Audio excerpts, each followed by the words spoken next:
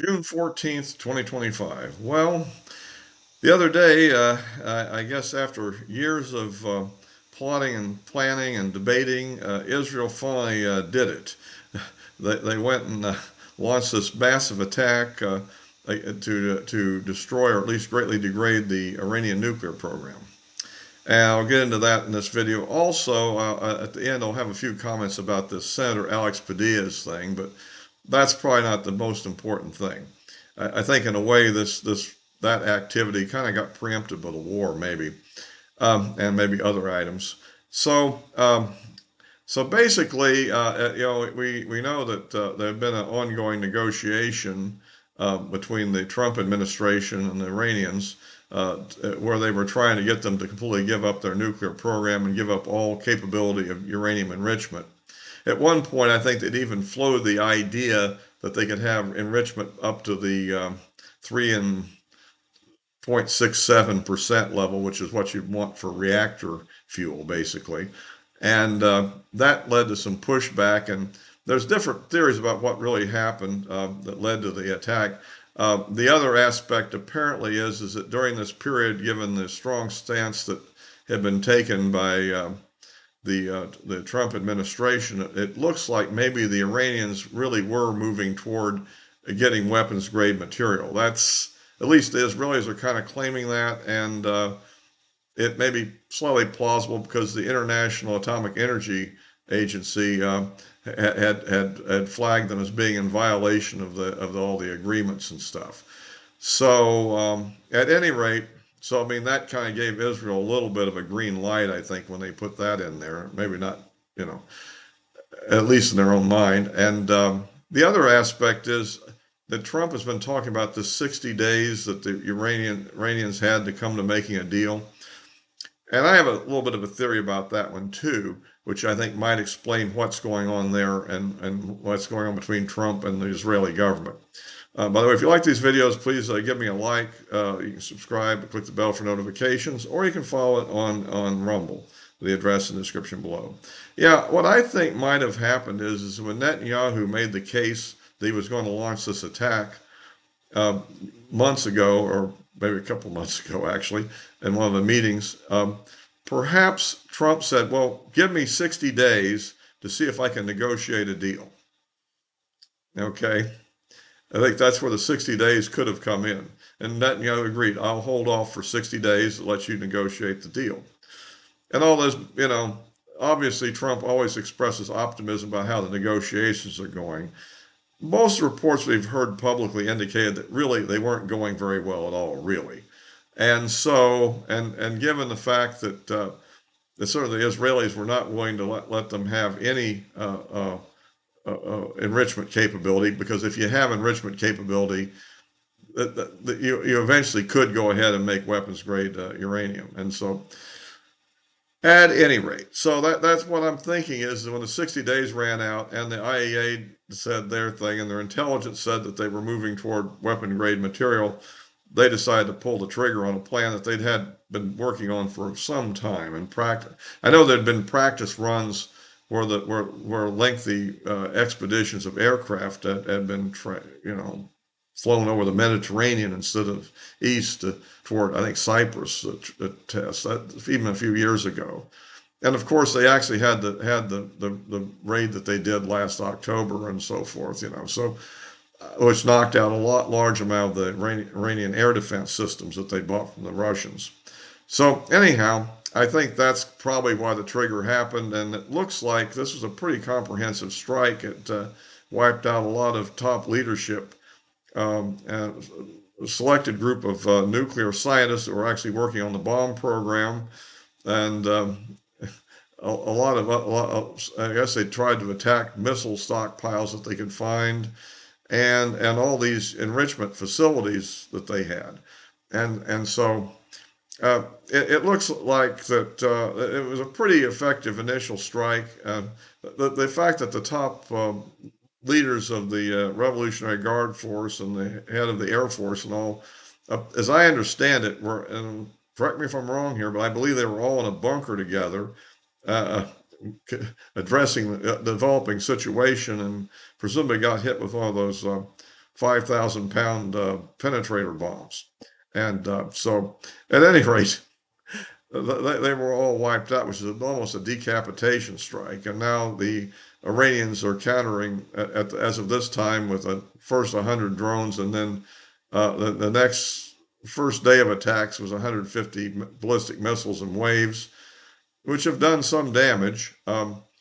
They seem to be going, as you say, counter value rather than counter force. They don't seem to be focused on trying, like in the last time, to hit the air bases, but instead they seem to be primarily just trying to do terror bombing, if you will, of the civilian areas, and maybe going after some key targets. It looks like maybe major headquarters, stuff like that.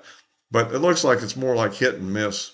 These missiles, I don't think at least the ones being used at this point, aren't terminally guided. They're not like some of these GPS guided weapons that, say, the Israelis were using. And so they're not that precise. So they come down somewhere and do a lot of damage.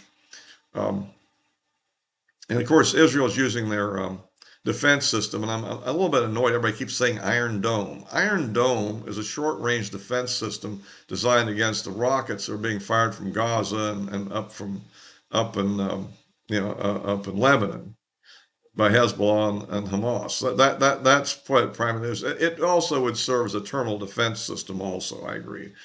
Um, but the main defense systems are the Arrow 2 and Arrow 3 interceptors they have, and then they also have the U.S. has deployed a unit of the THAAD, which is a similar um, ballistic missile defense system that we've developed.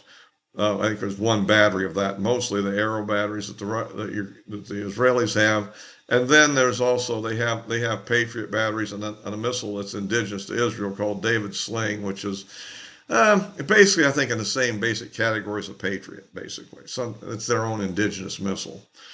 It may, as to which one's really better or what specific characteristics, I don't know. Since it's later, maybe it's a little better potentially, but who knows?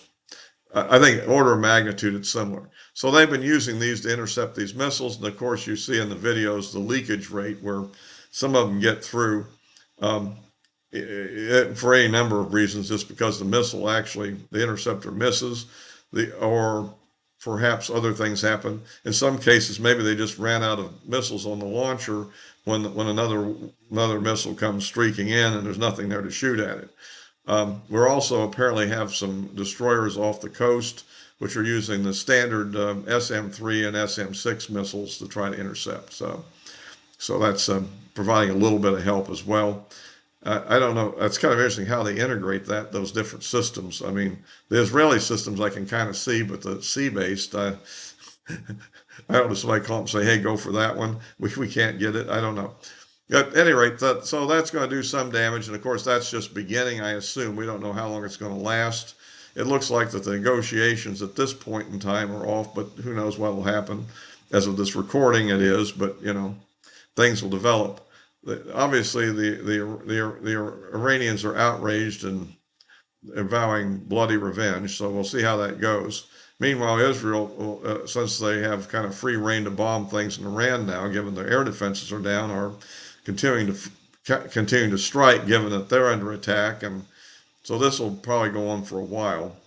One of the limitations that the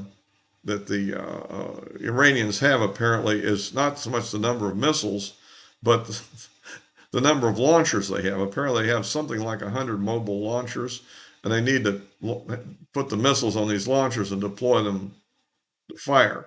And presumably, every time they launch one, the position is given away, and our infrared sensing satellites in geosynchronous orbit up there can pick out the location and maybe transmit that to the Israelis, who then might try to go hunting for the mobile launcher before it gets back to pick up another missile. And so, I mean, but that limitation does allow the Israelis to have a bit of a defense capability, because if you could fire enough missiles at once, you could overwhelm the launchers of the defense system simply by numbers.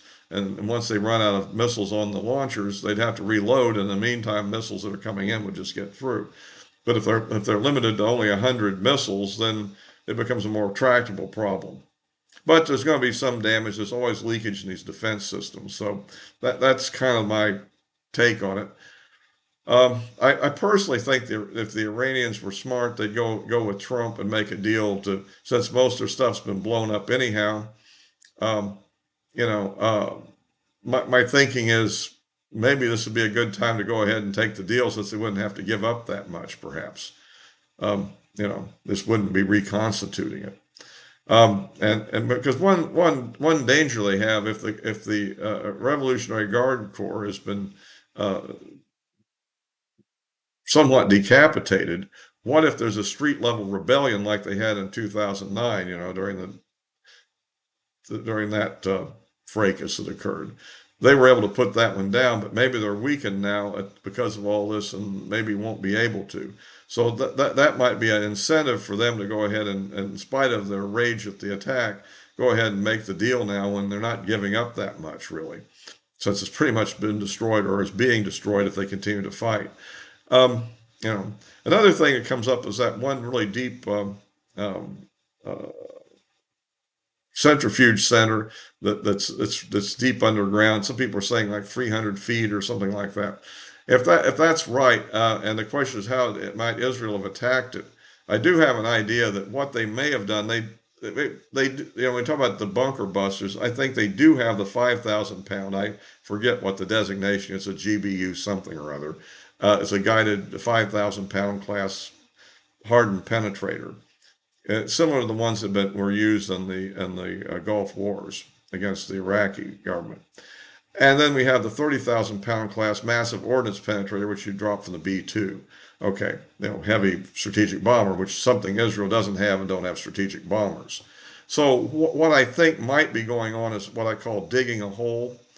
They attack the target and blow maybe 100-foot crater in it. Okay, and then they aim and hit the target again, and then keep drilling down by repeated attacks on the same point till they actually penetrate down to the underground facility.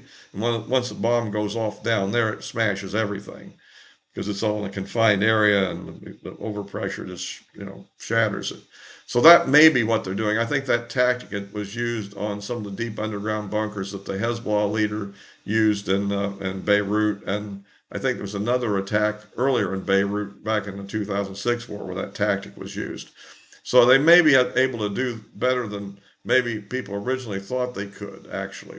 And these planes, the F-15 can carry that on the center pylon, and with full load of fast packs and fuel tanks can probably get in there. Plus you have the F-35s and so forth.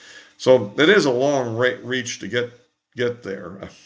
It's a long distance, radius bombing run to go over and attack Iran there. But that probably is what's going on, and we'll just have to see where this plays off. Whether somebody can negotiate a truce here, or this thing goes on day after day and week after week, and we just don't know yet on that one. So far, the United States has not really got directly involved in it, except for the defensive actions against inbound missiles, but they have not participated in any attack on Iran itself. And of course, I don't know. I mean, that's the big decision that Iran's going to have to make. Do they really want to attack a U.S. bases that they could attack in the Persian Gulf, etc., or let their proxies do it, or that would risk the U.S. actually entering the conflict and maybe doing some more damage to them. So, at any rate, let's hope we can stay out of that aspect of it and maybe wrap this thing up. But it's possible that they're so deranged about things that they won't make a deal. Uh, at this point, I don't think they're in the mood for it, and I think for domestic reasons they have to fight for a while just to show credibility. But what happens after that will be the real interesting issue. If they manage to escalate it too much and kill too many Israeli civilians, then they may go off. And remember, their oil resources haven't been struck yet as of this recording. If it happens by the time you see it, well, it wasn't. I didn't know about it at the time I recorded it. So, at any rate, that's that, and we can hope for the best on all this. Um, at any rate, it looks like. Well, anyway, the other thing I'd like to mention is Alex Padilla thing, and at the at at at the press conference of Christy, no. You know, I mean, I just want to say bluntly, as I've been saying on X, this thing was an organized stunt. It isn't an outrage at all. The only outrage is the U.S. senator and the whole, almost the whole Senate delegation of the Democrats would participate in a stunt like this. I mean, it's ridiculous. I mean, he wasn't clearly, at some point, once he got in a tussle with the security people, was starting to say he was a senator, but it's unclear whether they either recognized or believed he was. I mean, anybody could say they were a senator if you didn't know. He's not the most well known one, so I guess his face will be better known after this. But this was all a stunt to try to, I guess, fundraise and supposedly get them some support. They're probably hoping he would actually be arrested so he'd have a mugshot like Trump did, maybe. I don't know. At any rate, I think I think they're the ones that are being outrageous. And of course, whatever. I guess we're gonna have a big. But by the time you see this, we'll see how the No Kings protest goes and how the military parade went and more about the conflict in the Middle East. So I'll be wrapping this up for now. That's all for this time. I'll be posting on YouTube and Rumble as always. And the address of my social media accounts are in the description below. I've been posting quite frequently on X lately, so you can follow me there as well, please.